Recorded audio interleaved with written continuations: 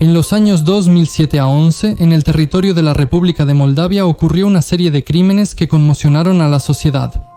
A pesar de que las víctimas eran personas de diferentes edades y géneros, todos los crímenes tenían un claro sello de un maniático y algunos compartían un detalle común espeluznante. El criminal seleccionaba a parejas jóvenes enamoradas para realizar sus fechorías. Desde el momento del primer crimen, la investigación ha identificado casi 800 sospechosos en el caso. Se realizaron 850 registros y un sospechoso, que resultó ser inocente, fue condenado y pasó más de 5 años en prisión. La prensa apodó al criminal como el maníaco de Durlești por el nombre del suburbio de Chisinau donde ocurrió la mayoría de los crímenes. Más de 10 años después, este caso que alguna vez fue tan sonado sigue sin resolverse. Al principio se pensó que el criminal encontró a sus primeras víctimas en septiembre de 2010 cerca de un lago que se extiende a lo largo de la carretera Chisinau-Eloveni. Valerii Cruitaru, de 31 años, y su amante Mariana Shimbei, de 19, llegaron a la orilla del lago en el auto de Valerii para pasar tiempo juntos a solas. Un lugar desierto, la noche, condiciones ideales para cualquier crimen. Incluso si la víctima empieza a gritar, nadie la escuchará y en caso de que necesite ayuda, no hay de dónde esperar que llegue. Unos transeúntes encontraron un auto y 2 cadáveres junto a él. El cadáver del hombre estaba boca abajo y el cuerpo desnudo de Mariana estaba a unos metros del cuerpo de su amante. Desafortunadamente, debido a la censura de YouTube, no puedo mostrar algunos materiales documentales, así que los dejo en el canal de Telegram de Strashnoti. Suscríbanse y vean, el enlace está debajo del video. Como se desprende de los resultados de la pericia, tanto Valeria como Mariana fueron asesinadas con una escopeta de caza. Claro, en ese momento nadie pensó en la labor del obsesivo. La investigación consideró el caso como un hecho aislado, proponiendo como motivo ya sea los celos, Valeria estaba casada, o el robo, lo cual parecía más probable, ya que del auto desapareció el equipo de audio. La ley establece plazos estrictos para la investigación de cada delito por separado. Su incumplimiento o el hecho de no resolver un delito, especialmente uno grave, siempre afecta negativamente los indicadores de desempeño, no solo del investigador en particular, sino de toda la cadena de sus superiores. Y así todos los plazos establecidos pasaron, y en el caso de Mariana y Valeria no apareció ni la más mínima pista, mucho menos un sospechoso. De hecho, tenía todas las posibilidades de convertirse en otro caso sin resolver, como llaman los investigadores, a un caso no resuelto. Pero en primavera ocurrió un nuevo crimen. La misma carretera Chisinau-Eloveni, pero en lugar de la orilla del lago, el monasterio de San Andrés, ubicado a 80 metros de ella. En la mañana del 31 de marzo de 2011, una patrulla de la policía notó un automóvil Peugeot cerca del monasterio. En el interior del coche yacía el cuerpo sin vida de Olga Kislaru, de 15 años, con una herida de bala en la cabeza. Al abrir la cajuela, los policías encontraron otro cuerpo, el de Ilia Racu, de 19 años. Tanto la chica como el chico fueron asesinados con una escopeta de caza, y a Igor le dispararon 2 veces. Por lo visto, el delincuente primero mató a Ilia, y luego puso su cuerpo en la cajuela del BMW. El cuerpo no cabía. Y entonces, para acomodar el cadáver de manera más compacta, el maniático le rompió ambas rodillas al joven ya muerto. Inicialmente, se presumió que Ilia no fue la primera víctima por azar. Eliminándolo, el criminal planeaba obligar a la indefensa Olga a tener contacto sexual y después matarla también. Sin embargo, la pericia refutó esta versión. Olga no tuvo contactos sexuales ni antes de morir ni en general. La fallecida era virgen. Como en el caso de Valeria y Mariana, del auto desapareció el equipo de audio. Además, esa noche, según las palabras de sus padres, Ilia se llevó consigo una cartera con dinero y documentos. No la hallaron durante el registro del cuerpo. Si el primer crimen pasó prácticamente desapercibido para el público en general, la trágica muerte de 2 jóvenes sacudió a Chisinau y sus suburbios. El chico y la chica estudiaban en el pueblo suburbano de Durlești. Ilia y Olga, amables y serviciales, eran buenos estudiantes y tenían muchos amigos. Los chicos se amaban y soñaban con casarse. Aquella fatídica noche solo querían estar juntos a solas. Por decisión de los padres, enterraron al joven y a la muchacha en una misma tumba, como novios. Los amigos crearon en memoria de Ilia y Olga una página en redes sociales con su foto juntos, y pronto el muro se llenó de cientos de condolencias y recuerdos. La repercusión pública fue tan grande y la similitud con el caso anterior era tan evidente que la fiscalía tuvo que reconocerlo. Es posible que en los suburbios de Chisinau esté actuando un maniático que caza parejas enamoradas. Se unieron dos casos penales en un solo proceso, y ya al mes siguiente el delincuente volvió a hacerse notar, atacando de nuevo a otra pareja de enamorados. Por suerte, las víctimas elegidas por el maniático lograron evitar la muerte. El lugar del crimen fue el mismo que en el primer caso, un lago cerca de la carretera Chisinau-Eloveni.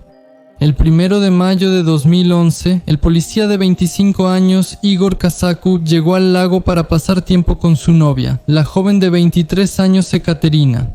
Ya había oscurecido, pero los enamorados no podían encontrar fuerzas para separarse. Sentados con las ventanas abiertas, los jóvenes disfrutaban de la cálida noche primaveral, cuando de repente una luz brillante de una linterna cegó a Igor, y un instante después sintió el cañón de una escopeta en la sien. Igor, siendo un joven atlético, abrió bruscamente la puerta del auto y con un golpe logró desequilibrar al atacante.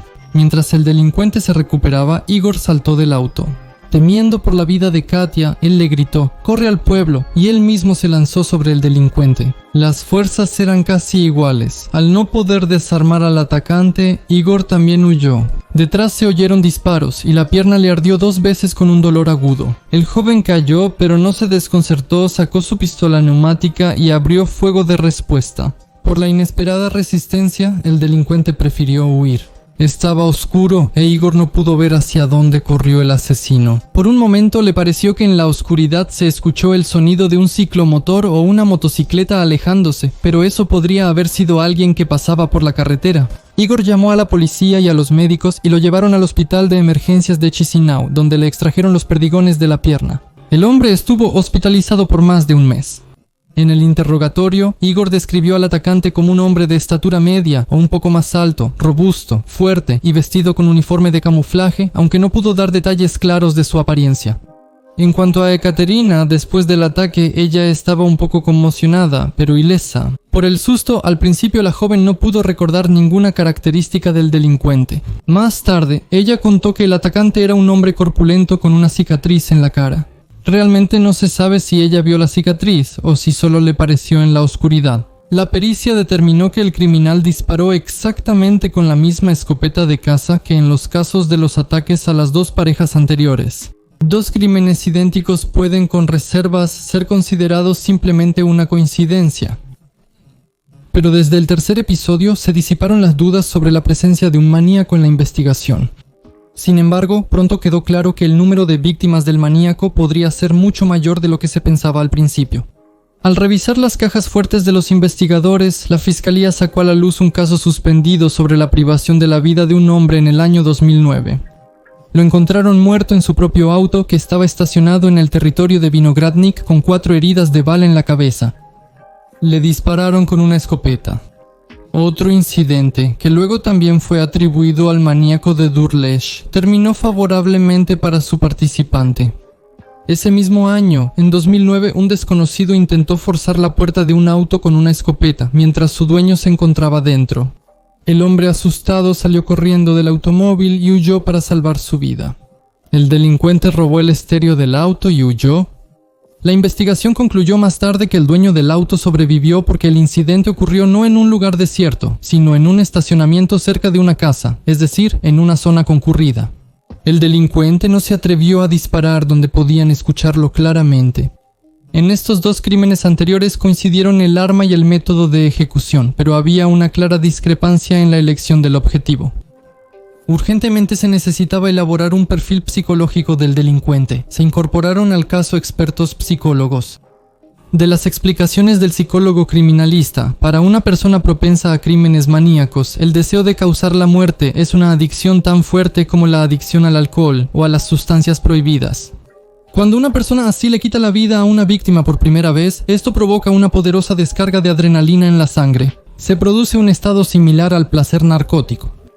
Y así como un alcohólico o un drogadicto que no recibe su dosis, un maníaco que no experimenta ese placer durante mucho tiempo empieza a sufrir de abstinencia. Aparece un fuerte impulso psicológico de repetir el episodio. El deseo de volver a sentir emociones intensas se vuelve cada vez más fuerte, y pronto el criminal no puede pensar en nada más. Su círculo de motivación se reduce. Toda su vida queda subordinada a un solo deseo: encontrar a la próxima víctima. En algún momento pierde el control de la situación y se aferra a cualquier oportunidad que se le presente. Es difícil decir por qué el maníaco de Durlevo, en los años 2010 y 11, elegía precisamente a parejas enamoradas como sus víctimas. No obstante, es claro que antes las personas solitarias también eran un blanco apropiado para él. Lo esencial era que la víctima fuera vulnerable y sin testigos cerca. Las conclusiones de los psicólogos y del maníaco sospechoso. Naturalmente, los nuevos delitos no calmaron a los detectives ni a la población local. Además, aquí ocurrió otro episodio aterrador. El 18 de agosto de 2011, en la entrada de un edificio de 12 pisos en la ciudad de Chisinau, fue hallado el cadáver de una mujer de 35 años. Según el informe pericial, la causa de la muerte fue un disparo de escopeta de caza en el abdomen. Según los vecinos, el disparo se escuchó en la noche, después de lo cual los residentes del primer piso vieron cómo un hombre corpulento con una máscara en la cara salió corriendo del edificio. Dado que el criminal no disparó a la cabeza de la víctima, sino al abdomen, y el asesinato no ocurrió en un lugar desierto, la investigación consideró que la escena del crimen no corresponde al modus operandi del maníaco de Durles. Sin embargo, los locales no creían fácilmente en esas explicaciones.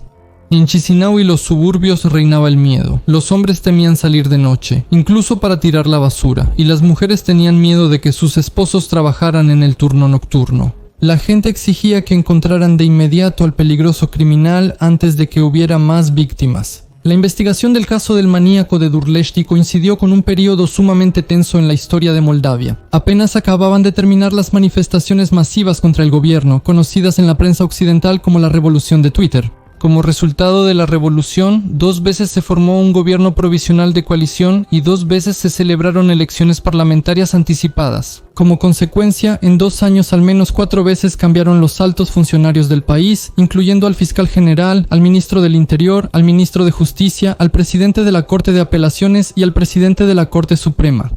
En la Fiscalía y en todo el Ministerio del Interior, después de los altos cargos, los directivos intermedios rotaban constantemente.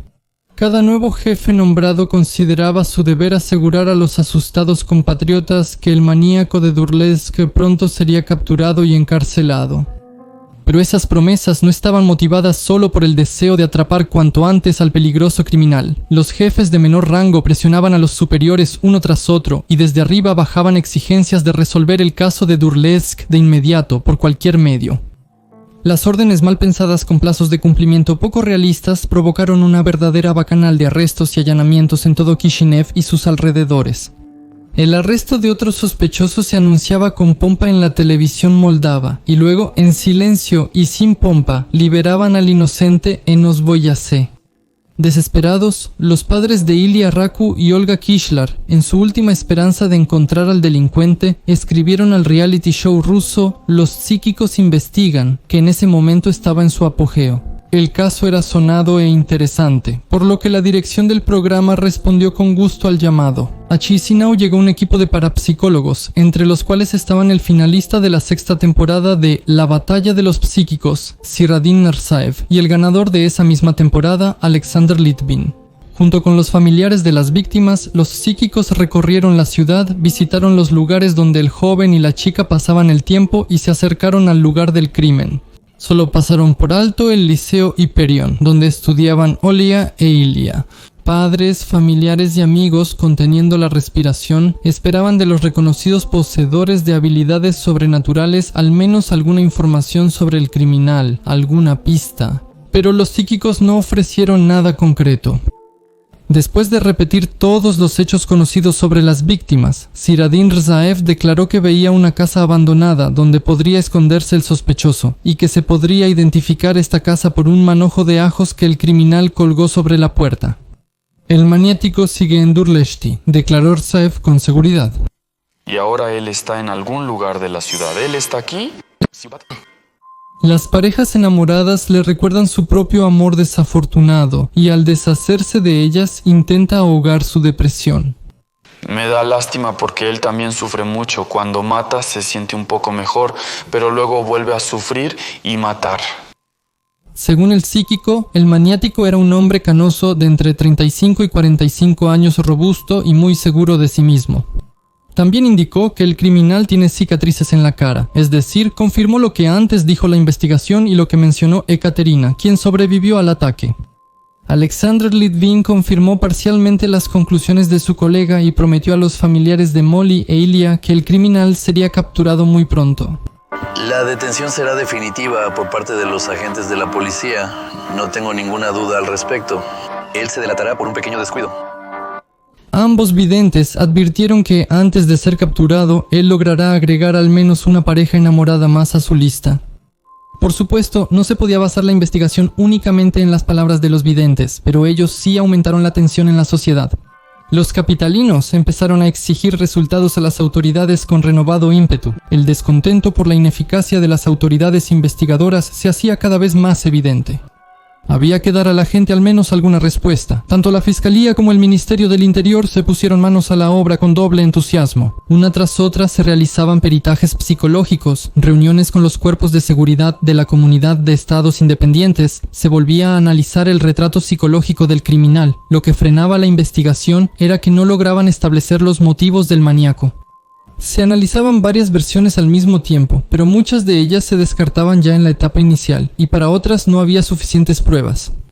Como resultado de estos peritajes y consultas, así como tomando en cuenta los testimonios de Igor Kasaku y su novia Ekaterina, la investigación logró formar una imagen final del maníaco. Un hombre de entre 30 y 40 años, exmilitar o una persona con antecedentes penales que tiene habilidades para manejar armas de fuego, físicamente fuerte y que padece un trastorno mental.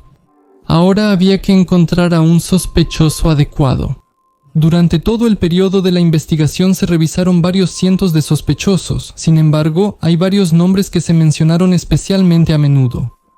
El primer sospechoso fue Georgi Inkulits, de 39 años, a quien la policía comenzó a buscar inmediatamente después de la muerte de Ilya Raku y Olga Kishlar Inkulits.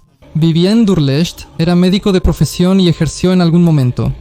En el año 2000, le quitó la vida a su hermana y a su hijo de 2 años, y arrojó sus cuerpos a un pozo. Después de eso, fue declarado inimputable y enviado a un hospital psiquiátrico de régimen cerrado para tratamiento obligatorio.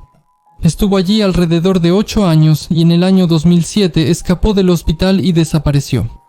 Como tenía antecedentes penales por un caso similar y cumplía con otros criterios, su nombre fue mencionado repetidamente por la investigación. Georgi Inkulits fue buscado hasta el año 2012, cuando se supo que había fallecido. Resultó que el hombre había muerto en 2007. En ese entonces, cerca del Hospital Psiquiátrico Republicano fue encontrado un cuerpo que no pudieron identificar y así fue enterrado en el cementerio local. Ese cuerpo resultó ser de Inkulits. Por lo tanto, el hombre no podía ser de ninguna manera el maníaco de Durlesky. Otros sospechosos conocidos fueron los hermanos Vladimir y Evgeny Fyodoruk. Ambos fueron implicados en el caso de Valery Kroitoru y Mariana Sembey sin un interrogatorio previo. Se eligió una medida cautelar en su contra en forma de detención. Uno de los hermanos estuvo en Turquía por 1 año esperando la extradición a Moldavia. El otro hermano, con una enfermedad mental, fue internado en un hospital psiquiátrico. Más tarde, la investigación aseguró que tenían motivos para detener a los hermanos. Pero sea como sea, a principios de 2013, ambos hermanos Fyodoruk fueron liberados por falta de pruebas de culpabilidad. El episodio más conocido y sonado de la investigación fue el juicio contra Andrei Krechun, aunque al principio nadie lo relacionaba con el maníaco de Durlesh. En julio de 2007, Stefan Cherescu y Rozan Zaniev recorrían los viñedos que les pertenecían. Cuando de repente se escucharon disparos de escopeta, Cherescu recibió una herida en el cuello, de la cual pronto falleció, mientras que Zaniev fue herido en el pecho y sobrevivió. Como sospechoso fue arrestado Andrei Krichun, un residente de Chisinau que vivía cerca. La investigación buscaba resolver el caso rápidamente. Entonces comenzaron a aplicar presión psicológica y física que Andrei no pudo soportar. Bajo presión, y como se supo después, tortura, él escribió una confesión y fue enviado al banquillo de los acusados. El tribunal de primera instancia examinó el caso y a Krechun se le impuso una condena de 21 años de prisión. Cuando en 2011 los investigadores empezaron a revisar casos de crímenes similares a los cometidos por el maníaco de Durleshti, quedó claro que el ataque a Cerescu y Dzaniev también fue obra suya. Tenía el mismo modus operandi y forma de ejecución. Esto implicaba que en los centros de detención había una persona inocente. En el año 2013, 5 años y 8 meses después de que Andrei Krishun fuera encarcelado, la Sala de Apelaciones de Chisinau anuló la sentencia condenatoria y bajo la presión de pruebas irrefutables de inocencia, liberó al hombre. La justicia fue restaurada, pero a un alto precio. Casi 6 años el hombre pasó tras las rejas, cumpliendo una condena por un crimen que no cometió. Posteriormente, el proceso de este caso se unificó con el de todos los episodios similares ocurridos desde el año 2009 hasta el 2011.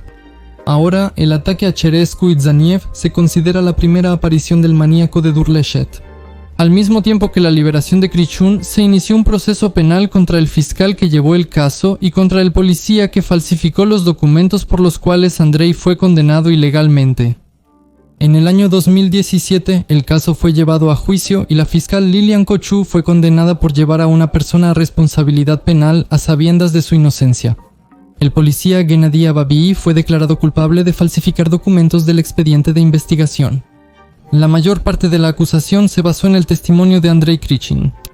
En 2019, la abogada Liliana Kochu apeló la sentencia en el Tribunal de Apelaciones de Chisinau. Después de revisar la apelación, el tribunal colegiado determinó que las pruebas presentadas por la acusación para inculpar a Kochu eran insuficientes. Los testimonios de Krishun fueron calificados como contradictorios y vagos. El 11 de diciembre de 2019, los fiscales policías fueron absueltos y Kochu pronto regresó a su puesto en la fiscalía de la ciudad de Kishinev. De la alta dirección, nadie fue responsabilizado por la condena injusta de Andrei Krishun. Así que una persona inocente fue condenada y pasó casi 6 años en prisión, mientras que el verdadero criminal sigue en libertad hasta ahora. Para entonces, el expediente penal sobre el maníaco de Durlesht ya superaba los 40 tomos, cada uno con 365 páginas. Cientos de sospechosos, cientos de allanamientos, varias decenas de crímenes resueltos por casualidad y aún así el criminal seguía siendo inalcanzable, capaz de atacar de nuevo en cualquier momento. Sin embargo, para el momento en que Krishun fue liberado, el maníaco de Durleshti ya llevaba 2 años sin actuar. La preocupación de los habitantes locales disminuyó y surgió la esperanza de que todo había terminado. Las tragedias humanas comenzaron a ser olvidadas y la sociedad volvió a recordar el caso del maníaco. Ya en 2014, después de la aparición en los medios de comunicación de una publicación con declaraciones del ex fiscal de Chisinau, el general según la jerarquía soviética de consejeros estatales de justicia, Iván Diakov. En ese momento, Diakov era el único abogado en Moldavia desde 1984 que había recibido capacitación especial para resolver homicidios cometidos en circunstancias no evidentes. Basándose en sus conocimientos y experiencia, él aseguraba que los homicidios se detuvieron ya sea porque el criminal murió o porque se encuentra en lugares de privación de libertad, cumpliendo condena por otro delito que no se asociaba con los acontecimientos de Durleshti. En ese momento, Diakov era un fiscal marginado por sus conflictos con la dirección. Acusaba abiertamente a la fiscalía y a la investigación de retrasar el proceso. Según Diakov, muchos arrestos y registros en el caso se realizaron violando la ley y exclusivamente por motivos personales, para hacer callar a los oponentes políticos o destruir algún negocio que no les convenía. Además, el exfiscal incluso estaba dispuesto a nombrar al verdadero criminal, el auténtico maníaco de Durleshetsk. Según su versión, se trataba de un tal Alexander Miron, un militar con el rango de mayor que trabajaba en la Academia de las Fuerzas Armadas. En agosto de 2011, es decir, un mes después del último ataque del maníaco de Durleshetsk, Miron le disparó a su esposa con una escopeta de caza y fue condenado a 23 años de prisión. Actualmente está cumpliendo su condena, por cierto, el arma nunca fue encontrada. Alexander Miron vivía en Durleshetsk. Tenía una motocicleta japonesa que le permitía aparecer y desaparecer rápidamente de la escena del crimen. Sobre la posible presencia de una motocicleta en manos del delincuente, señaló Igor Kasaku, quien sobrevivió al ataque. A favor de esta versión también hablaba el hecho de que los ataques cesaron al mismo tiempo que fue arrestado Miron. Sin embargo, como señaló el propio Diakov, su versión era exclusivamente una opinión personal, no basada en los materiales del caso. Sin embargo, la investigación examinó esta versión y la consideró inviable. Mirón pasó con éxito el detector de mentiras y no se encontraron sus huellas dactilares en la escena del crimen. Nunca fue considerado sospechoso oficial en el caso del maníaco de Durlech, y una de las últimas menciones del caso del maníaco de Durlech en los medios también está relacionada con el nombre de Iván Diakov. Ya en 2019, durante una aparición en uno de los canales de televisión moldavos, el exfiscal declaró que el criminal ya llevaba 8 años en prisión. A la investigación no le conviene hablar de esto, porque en el caso del maníaco hay muchas falsificaciones y manipulaciones. Según Diakov, él pidió a los padres de Ola Kishlar y Ilya Raku que solicitaran el expediente del caso en la fiscalía y tiene la intención de llevar la investigación hasta el final por su cuenta. Desde esos acontecimientos ya han pasado más de 10 años. El caso del maníaco de Durlechti está bajo la jurisdicción de la Fiscalía para la lucha contra el crimen organizado y casos especiales. Aún hoy se escriben informes esporádicos sobre el caso, actualizando la lista de personas posiblemente involucradas en esos lejanos y casi olvidados sucesos. Las predicciones olvidadas de los videntes, que aseguraban la pronta captura del criminal. Actualmente las autoridades no tienen sospechosos ni acusados oficiales en el caso. La página conmemorativa de Ilya y Ola en la red social ha estado abandonada desde el año 2014, pero Internet conservó su última foto juntos. Según los rumores, los padres de los adolescentes fallecidos ya han pedido varias veces que se cierre el caso penal, pero la ley no prevé esa posibilidad y los propios investigadores tampoco tienen intención de rendirse. La investigación continúa.